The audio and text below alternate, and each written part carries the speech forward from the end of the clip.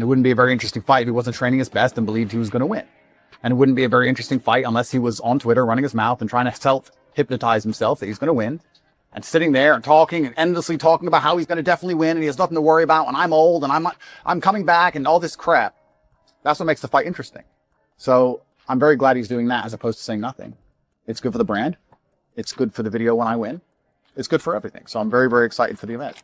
So Andrew Tate has been making this completely insane guarantee to basically everyone who'll pay attention, and trust me, he won't shut up about it. He's claiming that Chase DeMoor is going down hard in the very first round when they finally face off, and we're talking about a total destruction prediction here. This is the type of statement meant to make waves. Tate truly thinks this finish is going to shut up everyone who's been doubting his ability to compete at this level anymore, or wondering if his comeback to fighting is real or just more attention-seeking behavior. He's laying everything on the line, betting his entire reputation on this fight ending in under 3 minutes. After I knock you out, can I get a free membership to the real world? I don't think you're going to knock me out, Chase. And truthfully, and I state this with respect for you, going in there believing you're going to knock me out easily is the biggest mistake you're ever going to make in your life. I promise you that. I promise you. Don't think you're going to get in there and just knock me out easy like I'm a fucking idiot. Like I'm going to go in there and I've made some mistake and I've just signed a contract and haven't taken this seriously. I'm not a fucking idiot, Chase. You understand me? So I think you should take this a lot more seriously, have a little bit more respect for me. I'm now your boss. I respect you as an opponent. I respect you as an athlete. And don't be walking through life saying I'm going to knock Andrew out like it's nothing. Because it's not going to happen like you think it is. What makes this whole thing even crazier is the fact that Tate is jumping back into official competition after a massive 5-year gap. And that's definitely not a quick timeout. His last real fight was kickboxing against Cosman Linger, and since then, he's been doing literally anything except stepping into an actual sanctioned ring. Most fighters coming back from that kind of break would want some easy warm-up fight against a nobody to work off the cobwebs. But Tate's doing the exact opposite, diving headfirst into the Misfits boxing world, hoping this becomes the epic comeback story that proves his name still means something.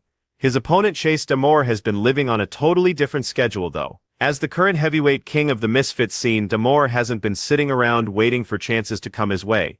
He's been out there constantly fighting, staying in rhythm, building up 6 separate fights in just the past year. And he's not going the distance with these guys either. His last victim, Evan Singarad, got demolished before the opening round was even finished. Most fighters riding that kind of wave would stay quiet and let their work do the talking. But DeMoor went completely the other way, bringing attitude, bringing smack talk, and bringing serious online drama to this whole setup.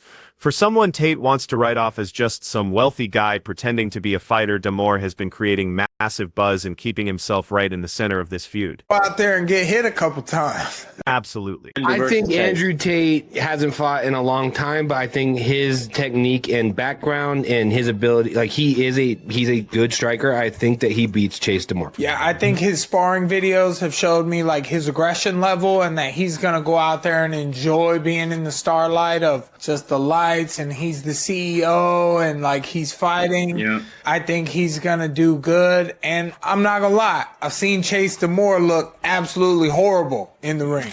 Before this fight was even officially announced, DeMoor was already playing mind games and trying to mess with Tate's head, or at least attempting to.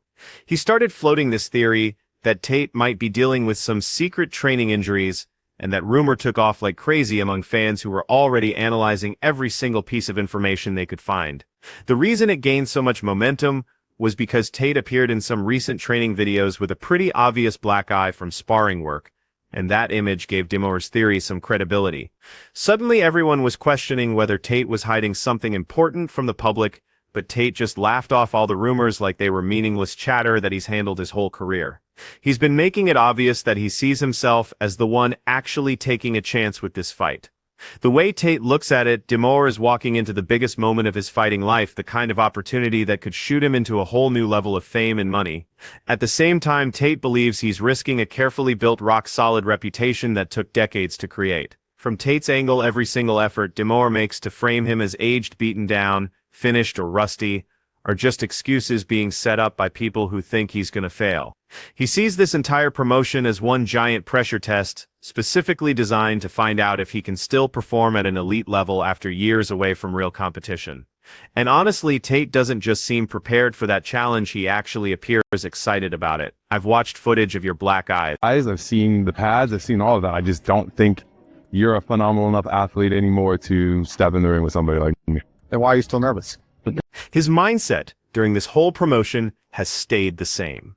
He loves being in tough spots, whether that's in a ring, outside of it, in legal battles, in public controversies, wherever the pressure shows up. He keeps telling fans, haters, and DeMoor that he's dealt with stronger opponents and bigger problems his entire career, and he's still here. That rock-solid belief has just poured more gas on a beef that already felt extremely personal before they even put pen to paper. Finally, DeMoor and Tate came face-to-face at what you'd have to call a wild press conference in Dubai. And I'm telling you, the energy was electric way before they actually got nose-to-nose.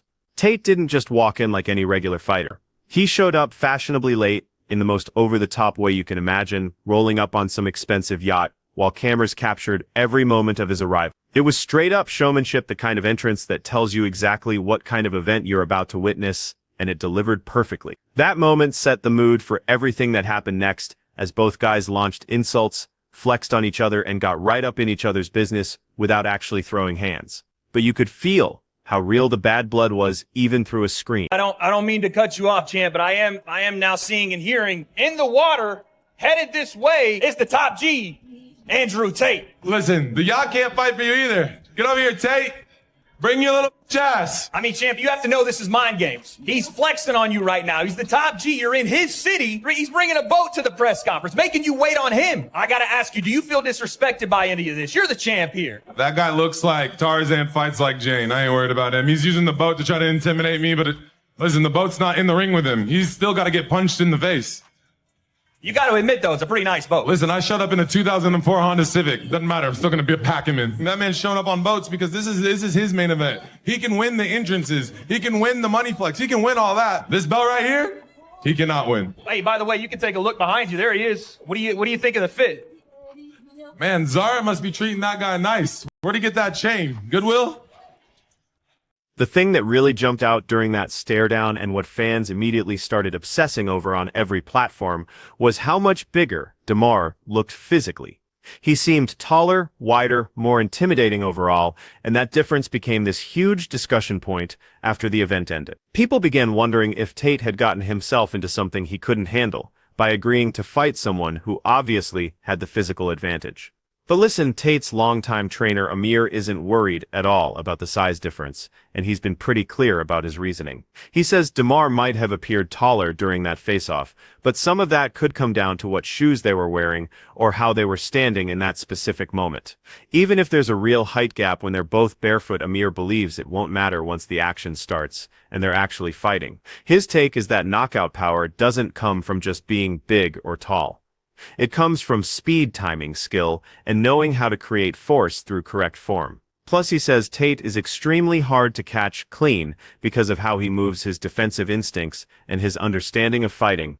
Amir also explained that the black eye everyone was panicking about is totally normal in their gym.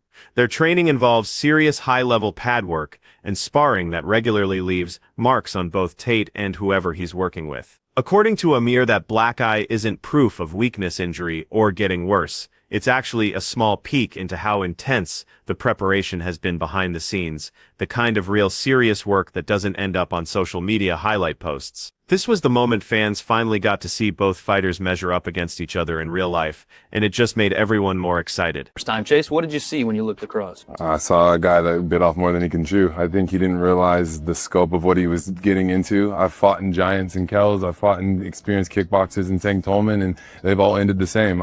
He has nothing that I've not seen before. In fact, he's actually probably the smallest guy I've fought. We don't look at size. We don't look at technique. We don't look at anything. The only thing I look at is, can he punch? Can he take a punch? I've seen him quit in his fights. I've seen him get punched. I've seen him have eye problem, black eyes against guys like Fez Batista and Warren Spencer. Those guys aren't getting the job done. And I think that the guys that I train with, the guys that I spar with, the camp that I've had, I was so confident going into it that I knew I was going to win that fight as soon as they sent me the contract that he signed it. I could not believe it myself. Tate has been approaching this whole training situation with the intensity you'd want from someone returning to prove something huge.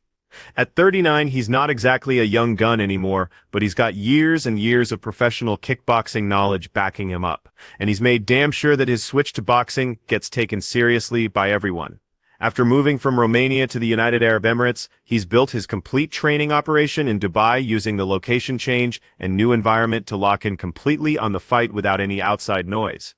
The constant updates he shares from camp show him looking like he's in incredible physical shape, ripped, focused, and moving like he means business. That black eye turned into this weird symbol, a visible sign to fans and doubters that he's not approaching this like some casual crossover event or celebrity boxing sideshow. This is a real fight in his eyes, and he's getting ready like everything depends on it. Because, honestly, it kinda does. Your ex-girlfriend is literally In my DMs, this new generation of people don't understand the lines. Karma is real. Wishing genuine harm on people or insulting people's coaches or doing these terribly things. Your coach is a fat ass. You end up paying the price. And we're gonna see on the night. Fraud. I promise you, continue to disrespect me. Unfortunately for you, you're not gonna have a career after. I'm the heavyweight champion. I do what I want. You do what I say.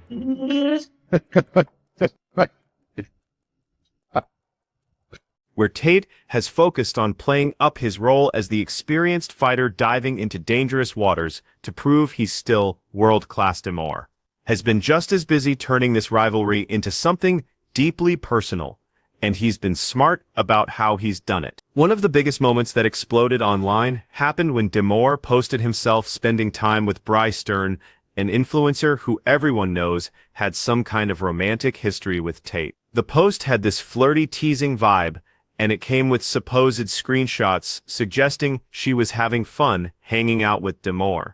Even though nothing got officially confirmed, and both people stayed somewhat mysterious about it, the intention was obvious. DeMoor wanted Tate to notice it. He wanted the internet buzzing about it, and he wanted everyone discussing what it meant.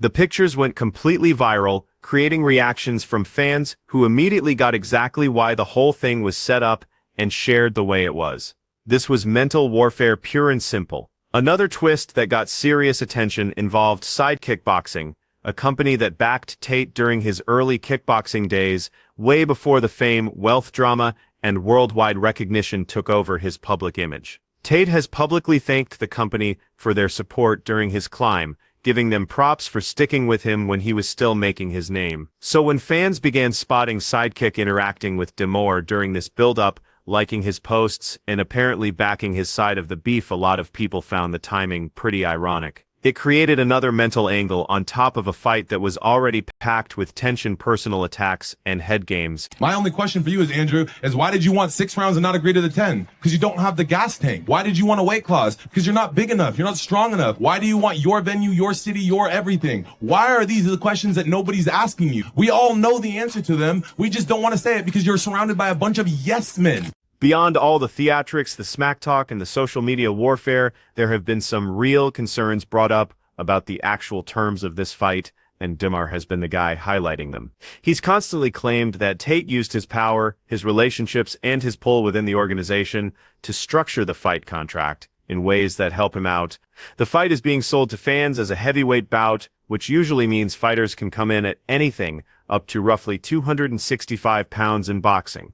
But DeMoor says the contract actually limits both guys to 200 pounds, which really makes this more like a cruiserweight battle than a real heavyweight war. He's also mentioned a supposed rehydration restriction, meaning they can't put back on too much weight after they step on the scale, plus a bunch of other behind-the-scenes details that he thinks have been set up specifically to match Tate's strengths and style. DeMoor claims everything from what kind of gloves they'll wear to how the judging works, and even who's going to be refereeing the fight, appears to benefit Tate. He even said he was forced to use equipment provided by the promotion instead of being able to bring his own gloves that he's used to and comfortable with. Those are the kinds of specifics that can really impact how a fighter performs, and DeMoor has made sure everyone knows about his complaints. But here's what's interesting: despite all these worries, all these supposed disadvantages, DeMoor says he accepted every single condition without fighting back, and he did it for one basic reason. He wanted this fight. He wanted his shot at Tate so badly that he was ready to accept terms he felt were working against him. For him, getting the fight matters more than the circumstances around it. He's built his whole reputation in misfits boxing by going into fights where people doubt him, taking all the negative energy and then stopping guys early when the cameras are rolling. In his mind, this situation is exactly the same, and he's confident he can beat whatever challenges get thrown at him. When you're a fighter, you want to fight. So it doesn't have to make logical sense. It doesn't have to be something that You're not a you have fighter. to sit there and say, how much am I going to get paid? Is You're it not a worth fighter. it? Fighters want to fight. You're I've been fighting my whole life, a victim. and I'm excited to get back in there and do it again. It's all I've ever done. Chase, you don't believe him. You don't believe that's why. The only thing he's ever fought is his hairline, man. Like he's not fought anybody tough. You were 4-3 in light heavyweight. What makes you think you can just hop in the heavyweight division and go fight the champ? You should have started with somebody easier, buddy. I'm not the one. Why do you What do you think I'm doing fighting you, Chase? So look what at the same time, Tate's new role within the Misfits boxing company has become this major discussion point that you can't ignore. After some changes in how the promotion's management works, Tate got brought in as the combat executive officer, a position that gives him real say over choices within the company, from who fights who to how events get organized. This announcement completely changed how people see this upcoming fight, because now everyone's examining whether his new job could directly or indirectly influence how the event gets run, how the rules get enforced, and whether there's any conflict of interest happening. Whether that power actually changes anything on fight night is still unknown. But just the appearance of it has given DeMoor's complaints about contract fairness and equal treatment way more credibility. It's made his accusations carry more weight with fans who were already suspicious and severely damaged you. I am the guy that's coming to put you away for good. just like this? Although I am going to beat you, from the bottom of my heart, all bullshit aside, all bravado aside, even though you just threatened a man with 4 children with brain damage, I genuinely, from the bottom of my heart, hope you get up and you're perfectly good at it. That's what I hope. I hope you wake up in a hospital. Well, that's the difference in our characters, and we're going to see which one God rewards. Well, yeah. We need to discuss character tonight, but let's just keep it real about this. All around this situation are the people in Tate's world, and they've been vocal confident and absolutely certain that he's going to completely destroy this fight. Sneeko, a regular partner and tight friend of Tate's, has been adamant that the fight is going to be totally lopsided. He's insisted that Tate almost never takes on challenges unless he's completely sure that everything is set up in his favor and that he has the ability to win easily. Sneeko was clear that he doesn't have anything personal against DeMoor, and he's not trying to insult him as a human being, but he really thinks that Tate is going to deal with him without breaking a sweat. The way he sees it, Tate is going to cruise through this matchup, making it look almost effortless. Andrew Tate is back. Back on Misfits. He's fighting. He's the CEO apparently. It seems like they're trying to set something up with KSI in the future, so yeah, that's cool to see that. You still call Tate? Do you still speak to him? I know you had a relationship earlier. I think it was like 2023. You were kind of hanging out with him. It sounded a little gay. No, not a relationship, but like friendship. Sorry, friendship. No, we were never friends. I mean, I knew him a little bit, but no, it is what it is. He's doing his thing. I'm doing my thing. Does he beat Chase DeMoor? I think he does crush him. I think it's an easy fight for him. I like Chase. I want Chase to do well, but overall, I don't think Andrew Tate would take a fight that he wouldn't be guaranteed almost to win. Fresh and fit. Another person close to Tate shared that same energy and certainty, but he went even further by stressing that Tate's edge isn't just about being stronger or more skilled. It's completely mental. Fresh and fit views Tate's approach, his focus, his inner strength, and his deep combat background as advantages that are just too big to ignore or brush aside. He thinks that no matter how busy DeMoor has been this past year, no matter how many fights he's stacked up, or how confident he sounds in interviews and on social media, he just can't bridge the distance between himself and someone like Tate, who's been proven at the top level. Fresh and Fit also talked about maybe showing up to the event himself, especially if other big names from the crossover boxing and influencer world attend, which could turn the whole night into this enormous spectacle that becomes about way more than just the actual fight. It might end up being a defining cultural event. Chase DeMoor?